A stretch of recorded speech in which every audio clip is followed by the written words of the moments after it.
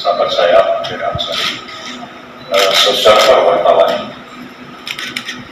Beberapa minggu yang lalu saya bertemu dengan seorang tokoh bangsa kita ini. Beliau bilang, "Bel, ini pilpres sayang anak." Saya bilang, apa yang dimaksud pilpres sayang anak ini? Nah, dia bilang pertama adalah bahwa Pak SBY mencalonkan ayah anak. Kedua, Ibu Sinta minta kepada Pak Prabowo supaya Yeni Wahid jadi wapres sayang anak. Yang ketiga, ya Gibran sayang anak. Ya saya bilang ya betul, orangnya pernah jadi anak presiden. Kita ini nggak pernah jadi anak presiden, jadi ya nggak dalam posisi diuntungkan. Ya, ini guyon-guyon bisa serius karena menimbulkan implikasi yang luar biasa di bidang hukum dan politik yang terjadi, terutama dalam beberapa hari saat ini. Kita semua sudah cermati putusan MK kemarin, dan bagi saya tidak mudah untuk bersikap, tapi ya bukan tidak mudah ya. Bagi saya harus mempunyai satu sikap, karena memang saya seorang akademisi di bidang hukum tata negara, politik juga filsafat, dan tapi di lain pihak juga terlibat secara praktis dalam proses-proses politik, khususnya proses pencalonan presiden dan wakil presiden sekarang ini. Mudah-mudahan saya tetap konsisten dengan guru-guru. Saya belajar dari Syahrir, saya belajar dari Nasir. Seorang cendekiawan itu tidak berkhianat kepada prinsip-prinsip yang dia pegang teguh. Walaupun dia terlibat dalam politik, tapi langkah-langkah dari putusan politiknya itu tetap konsisten, berdiri tegak di atas nilai-nilai akademik dan kejelian yang dia miliki. Mudah-mudahan saya akan tetap seperti itu. Banyak orang yang terkecoh, termasuk saya, termasuk juga Pak Ansari, dan putusan MK yang pertama. Saya mengatakan anggapan MK jadi Mahkamah Keluarga tidak cukup. Ya. Dan seterusnya, MK masih tetap menjadi lembaga yang menjaga konstitusi. Tapi sampai pada putusan keempat, tiba-tiba kita semua agak terhanyut. Dan itu sudah merupakan sepertinya sebuah kejutan besar dan sebuah anti-klimaks terhadap 3 putusan yang ada sebelumnya. Bagi saya putusan yang terakhir ini problematik. Walaupun kalau ditanya kepada kita para yuris, yang berlaku dari sebuah putusan pengadilan itu yang mana? Kita pasti mengatakan yang berlaku itu adalah diktum putusan. Tapi tentu diktum putusan itu kan adalah muara dari pertimbangan-pertimbangan yang ada sebelumnya dan mengalir seperti air dari hulu mengalir ke muara.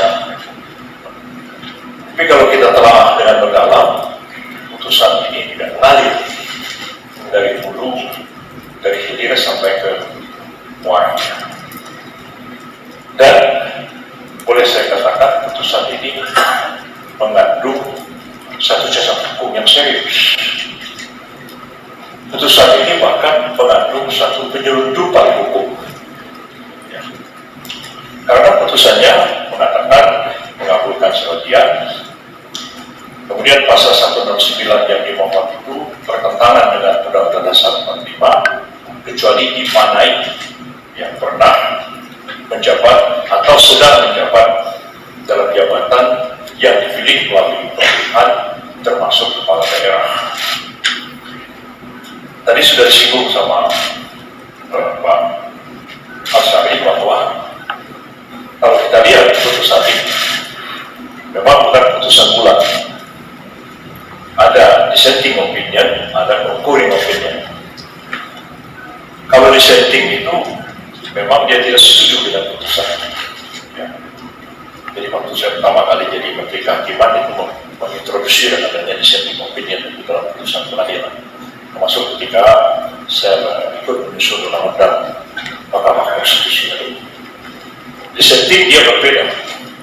Kalau ada putusan, kemudian ada dissenting itu ditaruh di bagian daripada putusan itu sendiri, dan nanti dilihat skornya berapa. Karena hakim MK itu bilang, kalau 4 dissenting, 5 setuju dengan itu putusan, maka diloloskan, walaupun hanya perbedaan putusan. Sekarang dalam putusan nomor 90, putusan keempat MK kemarin itu, ya ada 4 dissenting, ya, dan kemudian ada 2 concurring. Nah, artinya kalau dissenting seperti dikatakan oleh Pak Ansari tadi, dissenting itu putusannya itu sama, cuma argumen putusannya itu berbeda. Jadi seperti itu. Jadi dia contohkan orang mau pergi ke Senen, tujuannya sama, tapi satu muter jalan Salemba Raya, satu muter jalan Senen, apa namanya itu patung-patung, tujuannya sampai ke Senen juga. Jadi kalau concurring opinion, ya, walaupun argumennya berbeda, dianggap setuju dengan putusan, maka putusan itu bisa jadi 5-4, ya, 2-3 itu setuju sepenuhnya, 2 concurring, artinya setuju juga, 4 dissenting, berarti putusan kemarin 5-4. Tapi kalau kita baca argumen yang dirumuskan dalam concurring opinion, itu bukan concurring, itu dissenting. Kenapa yang dissenting dibilang concurring? Itulah yang saya katakan penyelundupan. Diselundupkan yang concurring itu menjadi dissenting, sehingga putusannya jadi 5-4. Kalau yang concurring itu benar-benar dissenting, putusan itu 6-3. 6 dissenting, berarti ditolak oleh Mahkamah Konstitusi. Tapi sekarang pertanyaannya, putusannya seperti itu, 4 dissenting, 2 concurring, lalu diktumnya mengatakan mengabulkan sebagian, dan putusannya yang dikabulkan itu apa? Masih tetap bunyinya itu seperti itu, berusia 40 tahun, itu dinyatakan bertentangan dengan UUD 45, kecuali dimaknai pernah menjabat atau sedang menjabat dalam jabatan yang dipilih proses pemilihan umum, termasuk kepala daerah. Nah, sedangkan tadi sudah diuraikan oleh Pak, pendapat dari Ibu Emi dan pendapat Pak Puh, Daniel Puh, itu mengatakan ya dia tidak setuju semua kepala daerah. Ya, Ibu Emi membatasi hanya gubernur yang pengaturan lebih lanjutnya harus diatur oleh pembentuk undang-undang. Sedangkan Pak Puh mengatakan cukup gubernur tanpa ada penjelasan lebih lanjut harus diatur oleh pembentuk undang-undang. Jadi beda dengan putusan diktumnya. Kalau diktumnya itu tegas mengatakan, diktumnya mengatakan kepala daerah itu seperti diuraikan dalam putusan pertimbangan hukum itu, ya kita tahu sudah sama-sama tahu lah. Kepala daerah itu yang gubernur, bupati, wali kota, wakil gubernur, wakil bupati, wakil wali kota, tidak termasuk kepala desa. Walaupun ada yang seluruh saya kemarin, kalau ini katanya nah, yang sedang menjabat, kalau lurah bukan, kalau lurah PNS, ya kalau kepala desa kan dipilih juga oleh orang sedesa itu kan. Kalau kepala desa nyalon kepala desa langsung deh mencalonkan diri jadi presiden. Nah, jadi kalau pendapat Ibu Emi dan pendapat Pak Puh itu jelas hanya gubernur, tidak kepala daerah yang lain. Kepala daerah yang lain itu termasuklah bupati dan wali kota. Jadi pendapat Puh ini dan pendapatnya Pak Puh itu bukan pendapat concurring, adalah pendapat dissenting. Jadi jelas putusan ini problematik. Itu. Nah, sekarang yang masalah kedua adalah begini. Ini saya pikir berpikir setelah ada putusan ini. Maka di rekan saya Pak Ansari bisa ikut pikir juga. Ya. Putusan sejatinya Mahkamah Konstitusi itu kan ketika kita mengubah UUD 45 dan ketika saya ikut mendraft undang-undang MK dan saya sendiri waktu itu mewakili Presiden mengajukan RUU MK itu ke DPR. Tidak ada menteri lain, saya cuma sendiri aja waktu itu. MK itu kan tegas adalah kewenangannya menguji undang-undang terhadap undang-undang dasar. Nah, MK itu hanya sebenarnya menindakkan ini bertentangan, tidak mempunyai kekuatan hukum, kan selesai. Tapi kan dalam perkembangannya MK berkreasi, ya putusan yang disebut dengan conditionally konstitusional dan satunya lagi. Jadi keputusan itu dinyatakan bertentangan kecuali dimaknai begini. Biasanya selama ini kalau sudah dimaknai, ya sudah, itulah yang dijalankan. Tapi sehari ini terpikir lain. Ya. Karena kalau kita membaca undang-undang itu ada materi yang dimuat di dalam pasal. Kalau bahasa zaman dulu, yaitu batang tubuh namanya. Dan ada penjelasan. Nah, kalau MK itu mengatakan pasal ini bertentangan dengan Undang-Undang 45 dan tidak mempunyai kekuatan hukum mengikat, selesai. Karena memang pasalnya yang mengandung norma. Nah, tapi kalau MK mengatakan pasal ini bertentangan dengan UUD 45 kecuali dimaknai. Kalau dimaknai, itu di mana letaknya? Di dalam pasal atau dalam penjelasan? Ini Pak, nah, kalau dimaknai itu menurut hemat saya bukan di dalam pasal. Namanya itu mana? Dimaknai itu ditafsirkan, diartikan, bukan di dalam pasal. Dia di dalam penjelasan. Artinya, betul yang Pak bilang, pasal yang bertentangan dengan UUD 45, kecuali dimaknai. Jadi mesti ditaruhkan di dalam penjelasan. Problemnya adalah menurut Undang-Undang 12 tahun 2011 tentang pembentukan peraturan perundang-undangan, apa yang dimaksud dalam penjelasan itu hanya menjelaskan, tapi tidak boleh mengandung norma. Tidak boleh. Ini kan bukan persoalan. Pasalnya tidak dirubah, tetap 40 tahun. MK bilang kecuali dimaknai. Oke, dimaknai kalau di mana? Di penjelasan. Tapi penjelasan yang ada bikin kan ada tidak membatalkan pasal. Berarti antara pasal dengan penjelasan sekarang terjadi pertentangan. Dan itu harus diselesaikan oleh MK sendiri. Nah, itu yang kedua.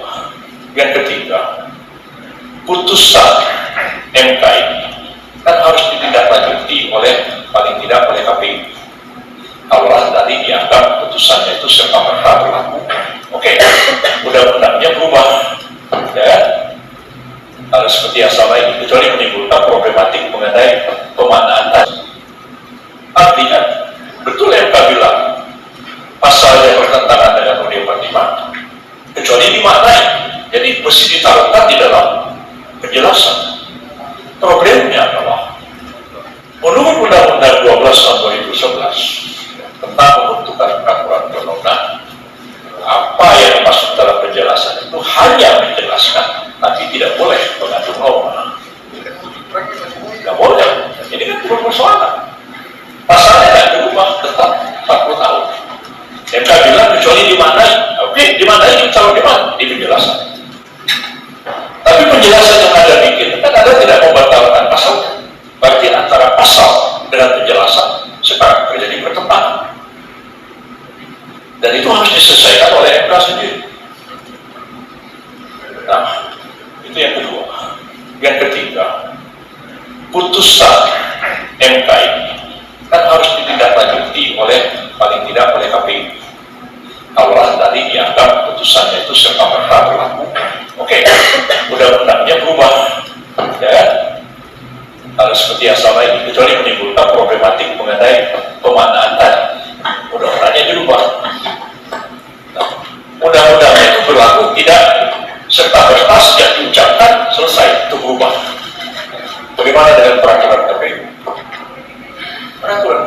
tidak rontok dengan sendirinya dengan putusan Mahkamah Konstitusi. Karena MK tidak menguji peraturan KPU, MK kan menguji undang-undang. Nah, dalam peraturan KPU itu masih disebutkan syarat calon presiden itu berusia 40 tahun. Mungkin anggota KPU Pak Hasim karena kami akan segera ubah. Ya, Anda harus segera ubah. Karena apa? Ada putusan yang kita bilang begini, jadi Anda harus sebagai konsekuensi dari putusan, bukan karena ada diperintah yang kau untuk berubah. Tapi ekspresi servis undang-undang mengatakan kalau KPU itu mau membentuk peraturan, termasuk mengubah peraturan, dia harus konsultasi dengan DPR. Kalau dia tidak konsultasi dengan DPR, perubahan itu cacat prosedur bisa dibatalkan oleh Mahkamah Agung, itu diuji formil tidak memenuhi syarat. Sekarang kapan Pak Hasim mau datang ke DPR? DPR sedang reses.